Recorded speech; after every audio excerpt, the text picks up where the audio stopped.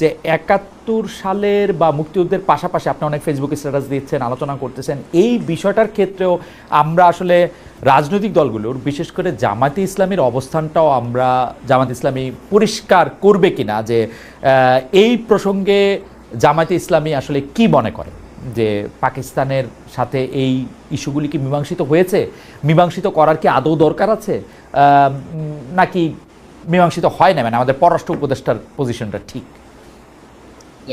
Doctor thank you আমাকে invite করার জন্য। মনিয়াপা আছেন, তো আমার বোধ হয় যে এই প্রশ্নটাকে আমি একটু আমার পার্সোনাল লেন্স থেকে বলি। আমি তো ধরেন যে জামাতের অফিসিয়াল লেন্স থেকে বলতে পারবো না, আমি তাদের মুখপাত্র না। আমার পার্সোনাল জায়গা থেকে আমি যেভাবে অবজার্ভ করি সেভাবে বলি। এখন 71টা আমাদের ইতিহাসে একটা ক্রিটিক্যাল জায়গা, যে এটা এখন আমাদের জাতির মধ্যে ক্ষত রেখে দিচ্ছে, বিভিন্ন ধরনের ডিভাইডেশন, আন্ডারস্ট্যান্ডিং, পার্থক্য। এটা যেরকম করে বাংলাদেশের সাথে পাকিস্তানের পারস্পরিক সম্পর্কের ক্ষেত্রে এই ক্ষতটা আছে, আবার বাংলাদেশের অভ্যন্তরেও স্বাধীনতার পক্ষ বিপক্ষের জায়গা থেকে এই ক্ষতটা আছে।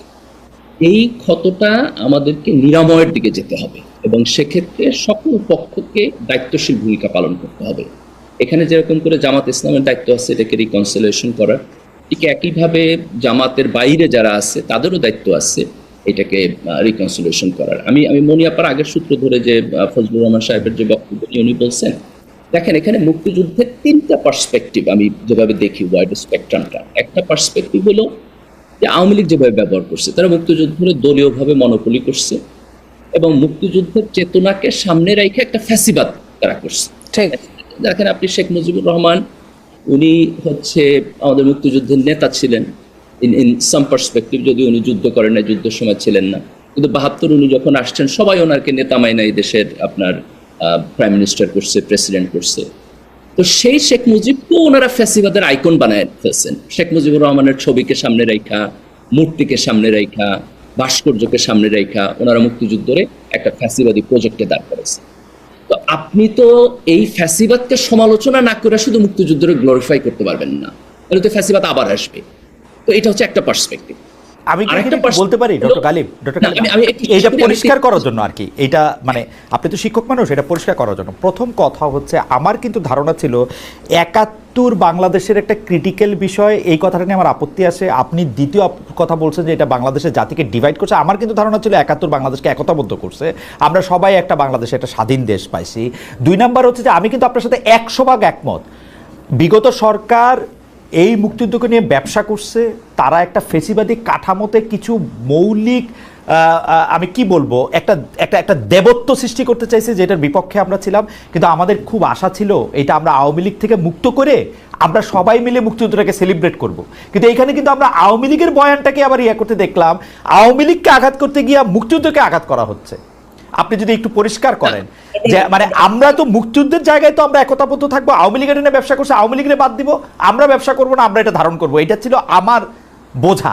কিন্তু এখন তো আমি দেখতেছি যে না, মানে আওয়ামী লীগের যেটা আমি বিশ্বাস করতাম না যে ওরা না থাকলে আর মুক্তিযুদ্ধ থাকবে না, এই ব্যাপারটার দিকে নেওয়া যাইতেছে আর কি সবকিছু।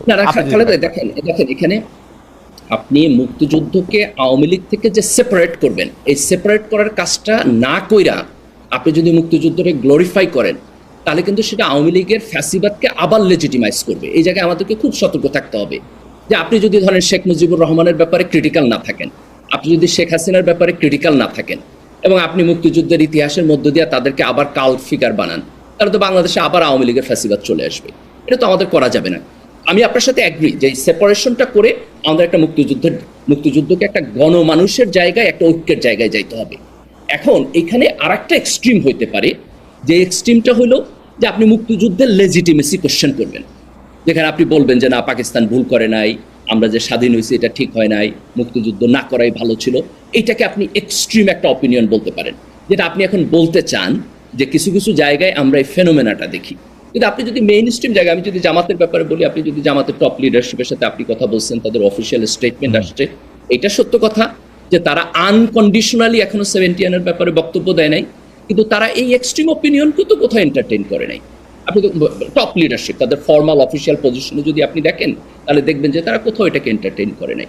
তো আমার বোধ হয় এই জন্য আমাদের যেটা কনক্লুসিভ জায়গায় যাইতে হবে, সেটা হলো আপনি মুক্তিযুদ্ধকে আওয়ামী লীগের ফ্যাসিবাদ থেকে ডিকাপল করবেন। এবং ডিকাপল করার পরে এটাকে গণমানুষের জায়গা থেকে ক্লেম করবেন এবং সেই জায়গায় একটা বিশাল ঐক্য তৈরি করবেন। আমি যেটা বলছি যে মুক্তিযুদ্ধ একটা ক্রিটিক্যাল জায়গা, তার কারণ হলো আমরা এই কাজটাকে করতে পারি নাই, না পারার কারণে এই অনৈক্য আমাদের দেশের মধ্যে রয়ে গেছে। আজকে আওয়ামী লীগের মতো একটা পার্টিকে নিষিদ্ধ হইতে হয়েছে, ফ্যাসিস্ট হইয়া এই পরিণতির দিকে সে আগায় গেছে এবং তার পরতে পরতে মুক্তিযুদ্ধের ছাপ আছে।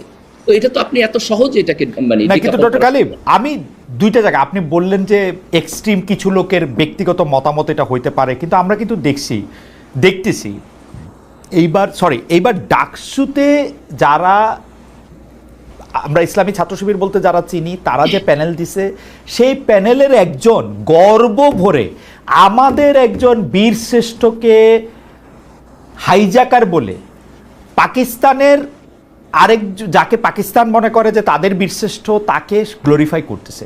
আমরা কিন্তু সুযোগ পাইলে এটা দেখতেছি, যোগাযোগের ছাত্র হিসেবে কিন্তু আমরা এটা দেখি।